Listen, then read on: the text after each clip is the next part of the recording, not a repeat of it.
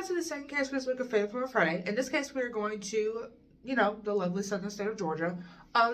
This case is actually very sad because our killer, this is one of the few cases I actually feel bad for our killer. In fact, I think that our killer shouldn't have gotten any jail time at all, but due to the time period this story takes place, of course, sadly, that was why it happening. So, of course, this case is obviously not as well known. Most of you, or probably all of you probably watching this video have probably not even heard of this case, but of course, there's a reason why people are covering it, since it's myself. And so with that being said, let's go ahead and get started. But if I lay down and I play dead and I stay dead, maybe you'll get sick of being the monster out of my head, under my bed. Think you're something out of my nightmares, standing right there. But if I lay down and I play dead and I stay dead, then will you get bored of killing me? So our killer, Lena Baker, she was born on June 8th, 1900.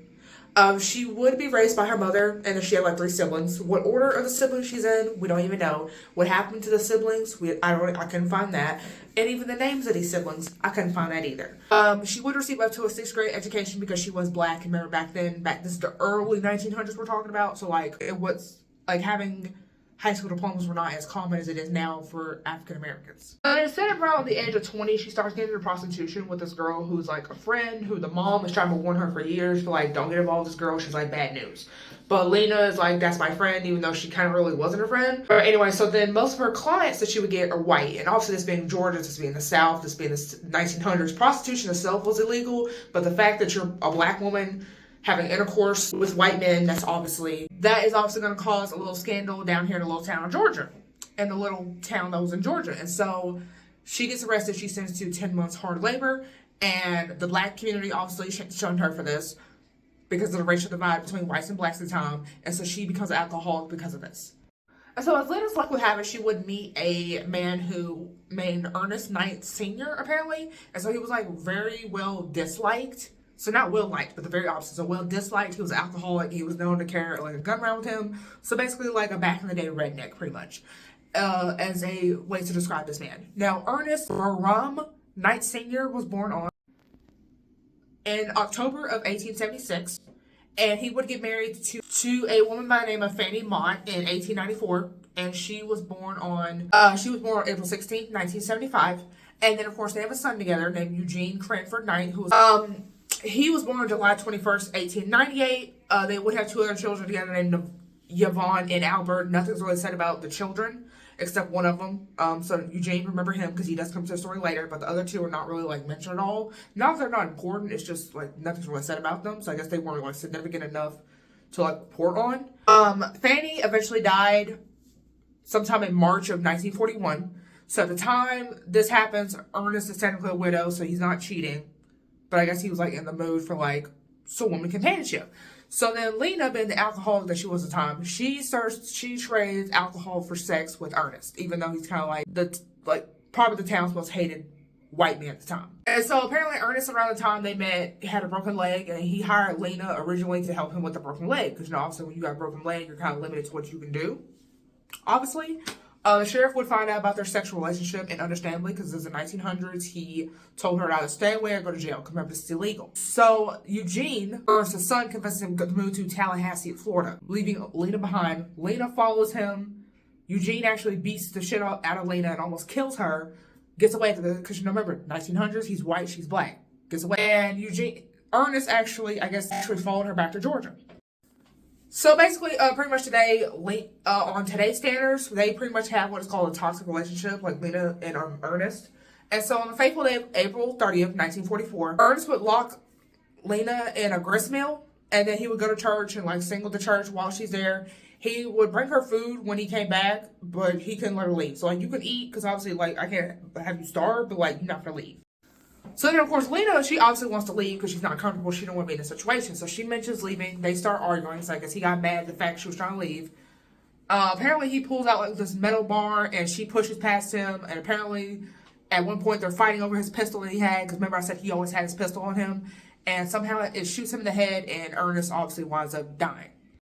So after killing this man, she decide to walk to her neighbor's house, who happens to be the local coroner, J.A. Cox. I don't even know what those initials stand for. That's just the initials I was given when I did the research.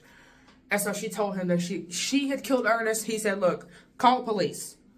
And she did. She went back to her house. So I guess he realized, because remember, they're neighbors. He would have thought the police were there, especially with the loud sirens they had back in the day. So, like, police didn't show up. So I guess he decided, I gotta call police myself. So the police show up hours later. Then they arrest Lena. So of course, when asked like her version of what happened, she claims that he was attempting to rape her, which very well pretty much is the most like accurate version to what happened, pretty much.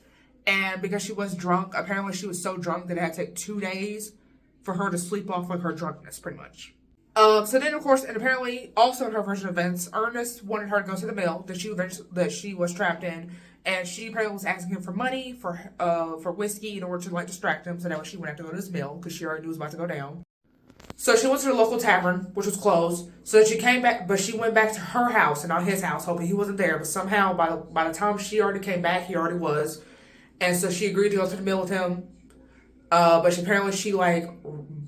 the time they were almost there, she ran and hid behind some bushes. And after this, she apparently went to the mill and she apparently went to sleep at a nearby convict camp. And then she came back the next morning to the mill thinking that Ernest wasn't there. And so the trial, I remember the murder happened in like late April, like literally like the last day of April. And the trial was in August, so they wasn't playing. They were trying to make that shit quick. And it only lasted 1 day, which is already not good. She gets sentenced to death because, back then they took that murder shit very seriously, especially in the South. Especially, black person kills a white person. You already know it's an automatic death penalty, even if it's self-defense, right? Which, in this case, it actually is. So she gets a 60-day stay by the governor, so that way they can look over the case. Clemency would be denied in January 1945. She is said to be executed on March 5th, 1945, so like 2 months after her clemency is denied. And because there was not a female death row, because remember this is the mid-40s, so like female death row wasn't really a thing yet. It was only men getting executed for the most part.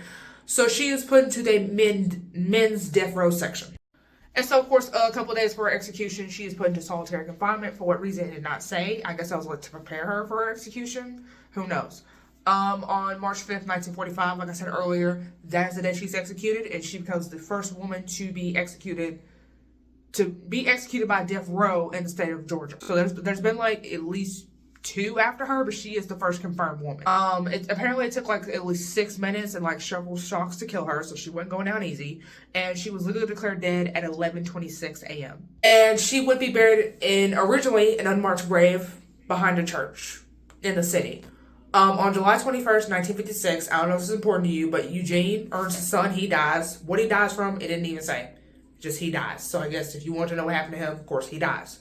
And so in 1998, a group of church members decide to get the money together to make a headstone for Lena. So those headstones she currently has, that is due to church members that decided to get together in 1998. In 2001, the state of Georgia, what has happened is, they decided to get rid of the electric chair and go towards lethal injection. So now if you get executed in the state of Georgia, you would get lethal injection instead of the electric chair. So then in 2003, her nephew, or great-nephew, but it's one of those two, okay?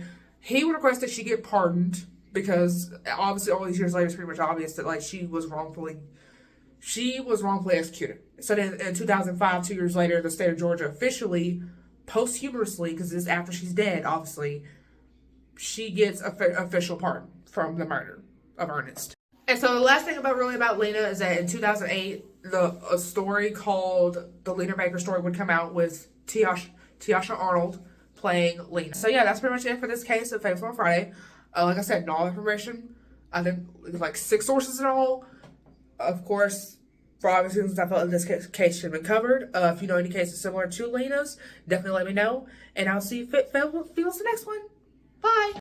So if I play dead, will you regret everything that you did, that you said? I don't think you understand what you're doing, and my heart's black and blue from the bruising. I feel like when I'm with you I'm losing.